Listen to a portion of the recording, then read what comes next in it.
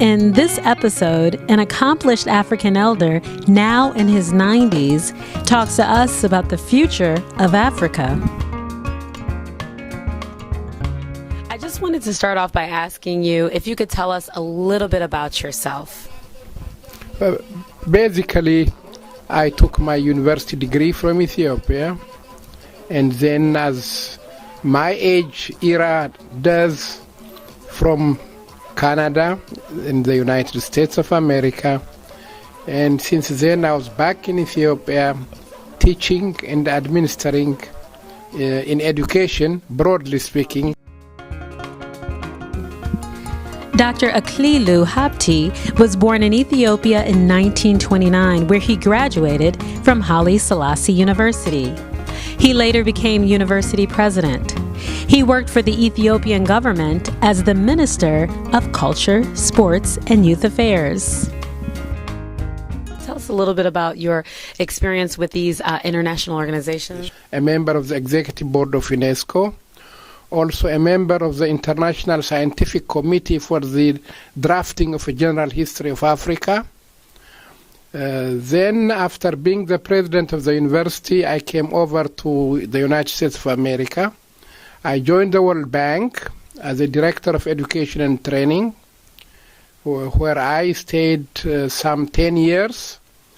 And then I joined UNICEF, the United Nations Children's Fund in New York, where I helped out for the establishment of education, their education program all over the world. UNESCO, the United Nations Educational, Cultural, and Scientific Organization, published 8 volumes on the general history of Africa to remedy racial prejudices of African history developed from the European colonization of Africa and the European slave trade. I have been to most of the African countries, West African countries, Ghana, Nigeria, Togo, Benin, and the Francophone countries, Senegal, and Cote d'Ivoire, and the rest of them in southeastern African countries, into Kenya, Uganda, Tanzania, South Africa. So I think it's easier for me to say which are the countries I have not been able to go. Okay. Yes, in general. So I have been involved I've been privileged really to visit African countries and to see these countries when I was both at the university in Ethiopia, but mostly later on when I was at the World Bank and in UNICEF. Okay. What is Africa currently, and what do you see in the future of Africa? Africa has had a very complex history and relationships with Europe and the rest of the world. The current African situation, in some sense, flows from these past experiences of colonization, experiences of slavery and enslavement, and experiences of powers which are very much interested not so much as Africans, but much towards our resources which they want to exploit Africa. This is the background from which we came. During the Berlin Conference of 1884 to 1885, Belgium, Britain, France, Germany, Italy, Portugal, and Spain all scrambled for Africa's minerals. Africans fought back like the Zulus, Ashanti, and Abyssinians, but all of Africa was eventually partitioned except Ethiopia. America already had Liberia. The worst atrocities happened during the colonization of Africa. Like in the Congo, King Leopold II of Belgium was so brutal, 10 million natives were murdered and many were maimed. According to Adam Hochschild, the world has forgotten one of the great mass killings of recent history. After the colonization process was over, Africa became independent. But independence, as you know, is itself a very big process. It's a very long process. And independence requires leadership from within Africa. Independence requires genuine democratic leadership from within Africa. And this just does not come about, in a swoop in 4 years, in 8 years. It requires, for some countries, several decades. And Africa is therefore in that period in which those leadership from Africa which sacrificed their life, which gave their life, which gave their knowledge and their dedication to free Africa from enslavement, to free Africa from colonization, and started Africa's freedom, are now most of them gone. And now there is a second wave of leadership that's coming in Africa. And so when we think about where Africa is going to go, it's very important that we realize where we came from. Africa has been self-sufficient for millions of years. Prior to colonization, organized territories existed, like the Kingdom of Kush, ancient Egypt, land of Punt, Kingdom of Aksum, the Mali Empire, the Songhai Empire, Great Zimbabwe, the Ghana Empire, Kingdom of Congo, Kingdom of Zulu, and many more.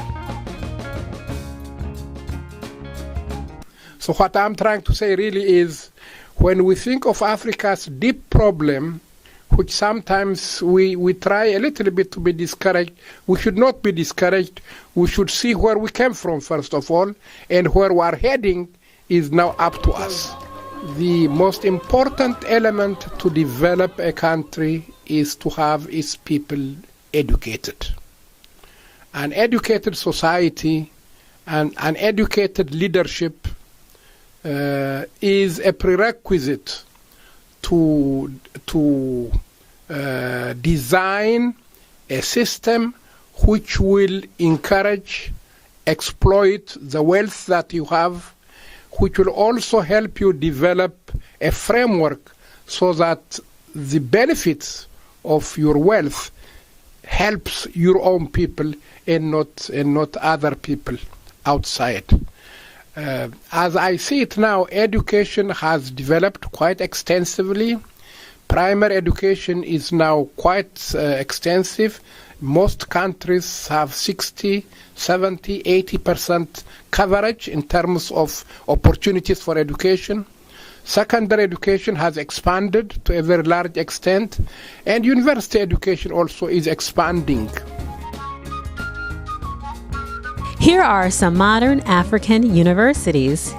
The University of Pretoria in South Africa, the University of Nairobi in Kenya, the University of Lagos in Nigeria, Cairo University in Egypt, Addis Ababa University in Ethiopia, the University of Ghana in Ghana,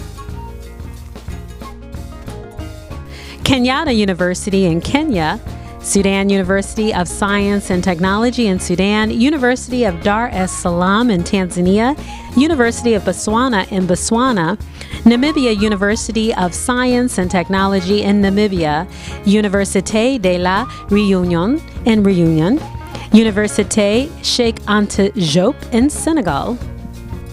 Africa had universities in the past. Timbuktu, Mali is a World Heritage Site and one of the great centers of learning from the 13th through 16th century. Scholars visited from around the world. Its Sankore University had 25,000 students. There were 6 mausoleums and 3 mosques, also making the city a religious treasure. When you compare what Africa was some 30, 40 years ago and where Africa is now, the difference is tremendous. But the rest of the world did not stop and wait for us, so they also have gone further ahead, and therefore we have lots to catch up. So I would say, to think that Africa is going to claim the future century, you will have to make sure that your people are educated, number one. That's very important. Is there business opportunities available in Africa in the continent, and what's most lucrative? There are some basic things we as Africans need to understand. Africa is not just the ground, is not just the tree, is not just the mountain, is not the tree, it's the people.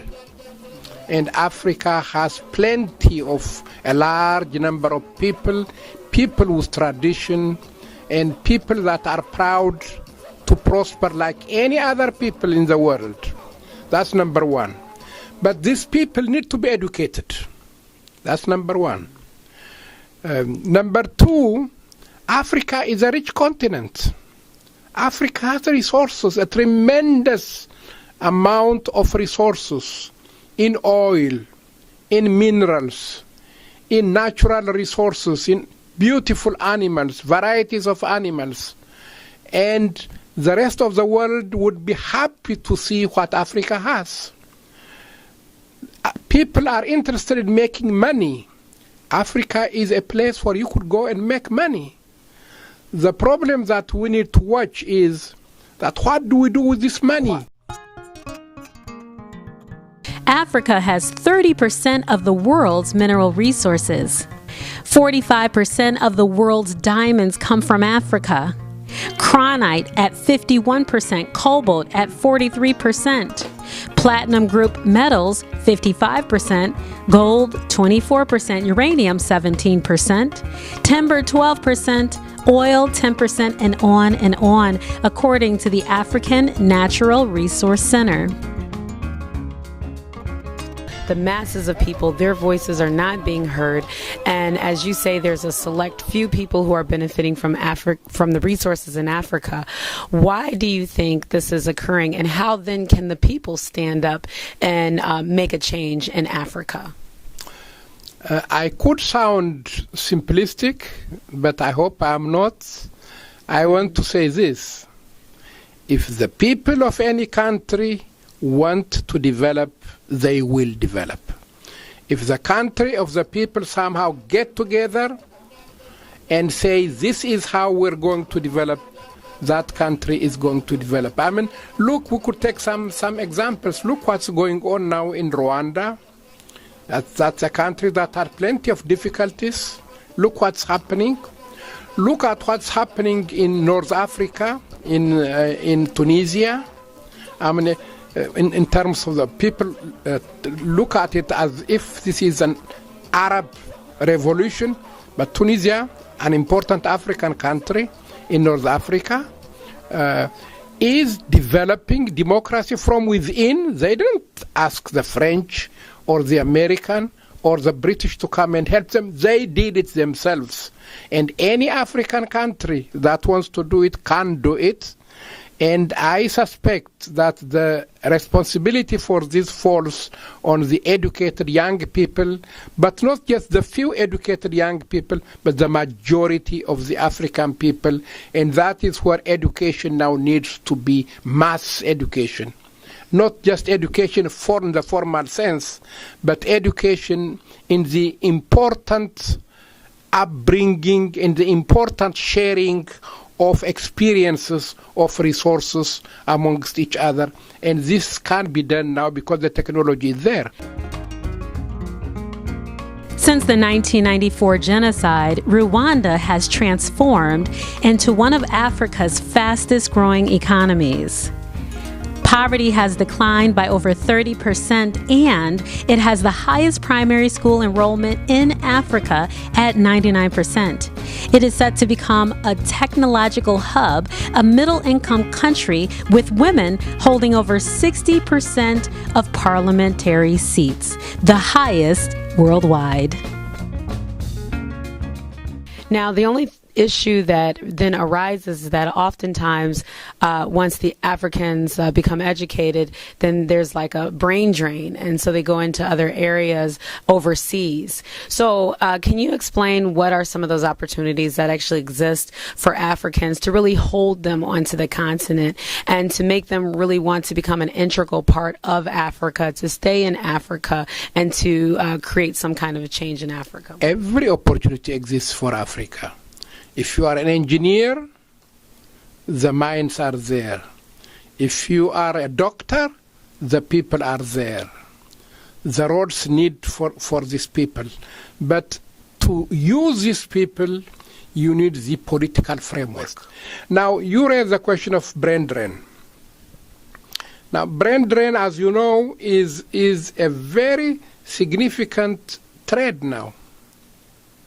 Can you imagine most of the African countries spend thousands and thousands of dollars to train their people, to educate their people, and countries somewhere else give the opportunity to use them. So you train for them, and they use you. And what happens when they come here? Most of them, they are serving in second class, third class service jobs that is not even benefiting them as educated people. And so there is a disjoint between educating people and using those educated people. And I think the challenge you have as Africans is how to use our own people for our own development. And the basis for that is a genuine government. Now, we talked of governments. Most countries from the West talk about democracy as if democracy is one thing. Democracy will develop according to your own culture, to your own context. But the base is that give an opportunity for every dignified human being the opportunity to use his talent, and that develop the framework so that he could make resources, exploitation of resources, not only for him as an individual, but for his family and for his society. So I am saying we should not be misled for the fact that a country has not had this form of democracy or that form of democracy. We need to develop the form of government that fits our culture, our aspiration, and our people's needs. And what would that look like?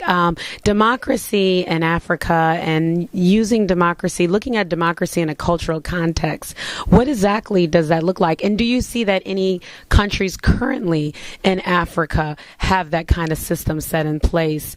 And even if there's some countries that you think are leading the way, if you could tell us a little bit about that. There are a few countries in Africa that are doing wonderful things. I, for instance, love very much what's going on in Tanzania as a country. I have seen Tanzania when President Nyerere was the president. I have seen him develop mass education for his people. Although he may have some weaknesses here and there, the broad framework that he developed for his country was wonderful. I have seen the development in Botswana. At one time, Botswana was a small country.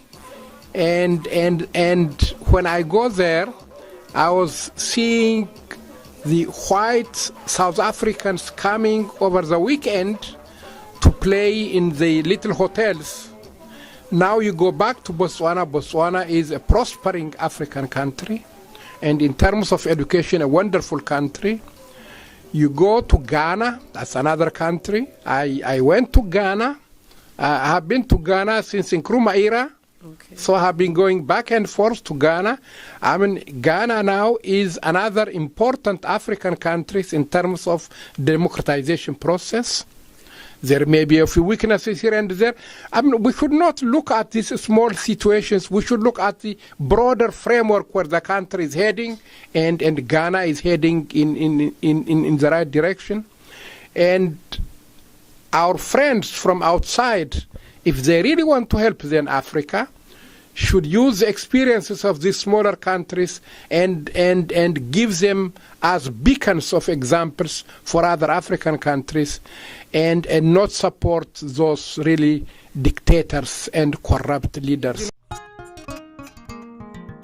According to Rita Abrahamson, African governance could utilize a particular brand of pick and mix cultural relativism, which recognizes that indigenous African traditions are not uniformly favorable to democracy and economic liberalism.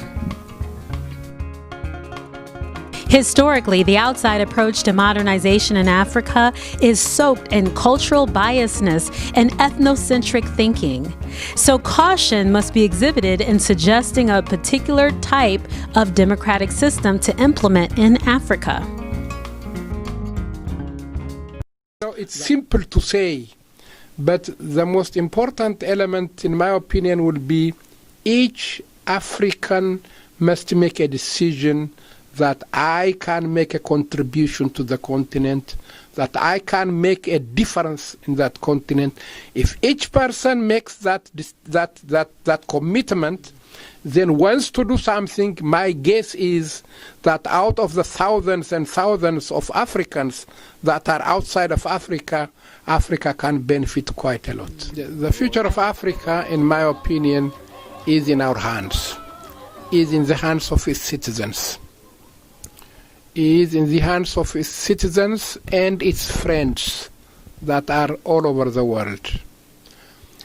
Africa and Africans can make a difference, can make leapfrog development if and only if they decided that we can do it, that they can do it, and they have the condition to make it. So as someone that has lived for several decades now, and I look at Africa, and my feeling is I'm excited about the future of Africa. Africa will prosper. Africa is the future continent in terms of resources. Africa is the future continent in terms of human resources, but we need to improve the quality of that human resources, and we need to improve the quality of the leadership in our continent, and we need to make the quality difference of the relationships between African countries and non-African countries. They should not always look at us with that prism, of old-time African slaves, of the old-time African colonized people. Africa is a free continent. Africa will develop its continent, and my guess is prospered African continent will make a big difference and a contribution to the global development of the world. According to Edom Kojo, behind the struggle for unity and power looms the unassailable imperative of survival. Africans must see the struggle for unity as vital for their collective survival and future greatness. The task dictates resolve in individual action and convergence in collective determination. It is at that price that a new Africa can emerge.